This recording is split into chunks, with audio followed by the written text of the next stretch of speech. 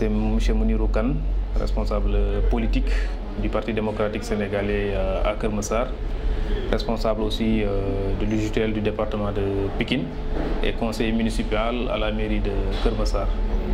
Pensée pieuse à l'ensemble de ces jeunes victimes de la furie de la mer, de présenter mes sincères condoléances aux familles éplorées et de saluer de passage ce que j'appelle la crise de détresse de ces migrants qui sont laissés à eux-mêmes pour aller à l'aventure. C'est une question prégnante. L'immigration clandestine est vraiment devenue aujourd'hui un sujet sur lequel nous, jeunesse, nous sommes interpellés. Parce que si vous regardez la tranche de ceux qui embarquent dans des embarcations fortunes, vous noterez effectivement que la majeure partie sont des jeunes à la quête d'un avenir meilleur, à la quête d'un avenir qu'ils pensent ne pas pouvoir trouver ici au Sénégal. Et en cela, effectivement, nous sommes interpellés au même titre que les autorités de ce pays. C'est une question lancinante qui malheureusement a repris de belle lurette. Le Barça ou le Barsac, à un moment donné, était devenu un mauvais souvenir pour les concitoyens que nous sommes. Et dernièrement, nous revivons malheureusement les conséquences de cette immigration clandestine. C'est un phénomène qui appelle à plusieurs causes. D'ailleurs, c'est vraiment le point où c'est important de réagir. Premièrement, il y a ce problème de manque d'emploi, de chômage des jeunes, d'absence de vision, d'absence d'avenir certain dans leur pays. Et ça fait effectivement que les jeunes sont dans des situations précaires qui les amènent à embarquer et à faire ce grand trajet, ce trajet incertain, trajet durant lequel ils perdent des vies, trajet durant lequel des centaines et des milliers de jeunes perdent la vie. Et nous nous désolons de cela, nous interpellons les autorités étatiques, surtout celles en charge de l'emploi des jeunes. Il faut créer les conditions de fixer la jeunesse. Il faut créer des conditions pouvant permettre à cette jeunesse-là de s'épanouir dans ce pays-là, de trouver de l'emploi dans ce pays-là et de pouvoir effectivement venir en aide de leurs parents. Parce que l'ensemble de ces jeunes partent par cri de détresse. Et il faudra que les gouvernants repensent les modèles de promotion de l'emploi des jeunes, repensent les modèles de fixation de cette jeunesse-là à travers des projets probants, portants. Et cela, je pense que l'ensemble du gouvernement est interpellé, les autorités sont interpellées et tous ceux qui gèrent effectivement ces structures de jeunesse à l'échelle nationale aussi sont interpellés. Ceux qui embarquent ont malheureusement aussi une certaine responsabilité dans cela. Je pense qu'il existe des voies et moyens légaux pouvant permettre à ceux qui veulent voyager de pouvoir le faire. Malheureusement, vous constatez aussi qu'il y a une sélection très rude.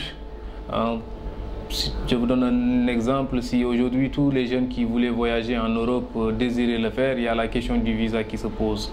Nombre d'entre eux passent par la voie légale, se retrouvent aussi coincés parce que n'ayant pas le visa. Et c'est ce qui les amène effectivement à prendre l'autre alternative, c'est l'immigration clandestine. Je pense qu'un jeune quand même qui en âge de travailler, qui a sa force, qui a ses capacités ou qui même avait un travail pouvant lui permettre d'avoir un petit revenu, si ce jeune-là prend la décision d'immigrer, effectivement sa responsabilité est entière, sa responsabilité est engagée. D'autant plus que ceux qui font ce périple-là sont des jeunes qui sont quand même à l'âge majeur. Ce ne sont pas des jeunes qui ne sont pas à l'âge majeur, donc ils n'ont pas l'excuse de l'âge qui n'est pas requis pour pouvoir faire certains choix.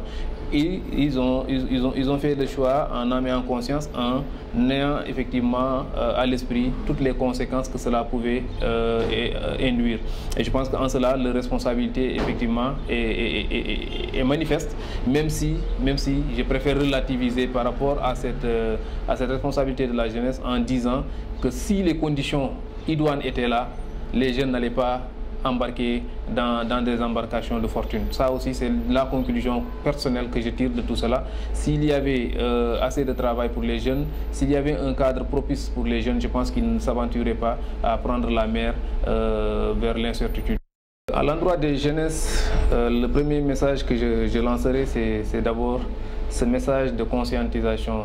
Il faut que nous, jeunesses, aujourd'hui, qu'on soit conscients qu'il nous appartient de choisir les bons dirigeants, qu'il nous appartient de ne pas, lors des campagnes électorales, lors des joutes électorales, voter pour les candidats qui distribuent des 1000 francs, des 5000 francs par-ci par-là. Il faut que nous, jeunesses, que nous apprenions aujourd'hui à nous approprier des programmes des candidats, voir effectivement si les candidats à l'élection présidentielle font des offres, font des alternatives par rapport à des questions qui nous interpellent directement en tant que jeunesse. Il ne faut pas qu'on risque nos vies en mer, il ne faut pas qu'on risque nos vies dans des périls.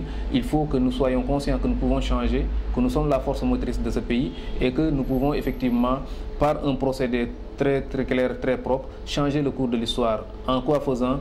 En exigeant effectivement à ce que tout candidat à l'élection présidentielle puisse prendre en compte cette problématique-là de la jeunesse. Et que si cela est fait, que effectivement ces autorités-là, et ça me permet d'interpeller directement les autorités, que ces autorités-là, une fois au pouvoir aussi, puissent effectivement confier la gestion de ces problématiques-là à des gens qui s'y connaissent. Malheureusement, vous voyez, à chaque fois qu'on parle de ministère de l'Emploi, à chaque fois qu'on parle de problématiques liées à la jeunesse, on confie les responsabilités à des gens qui souvent sont en déphasage avec les réalités des jeunes. Et ça aussi, ça interpelle effectivement les gouvernants. Il faudrait qu'on choisisse parmi les jeunes qui connaissent un peu la situation des jeunesses, ceux qui doivent nous permettre de pouvoir effectivement gérer la problématique de la jeunesse, essayer au moins de faire reposer cette problématique-là sur des solutions idoines afin que les jeunes puissent voir le bout du tunnel et puissent rester dans leur pays afin de réussir et de faire épanouir leur famille et leurs parents.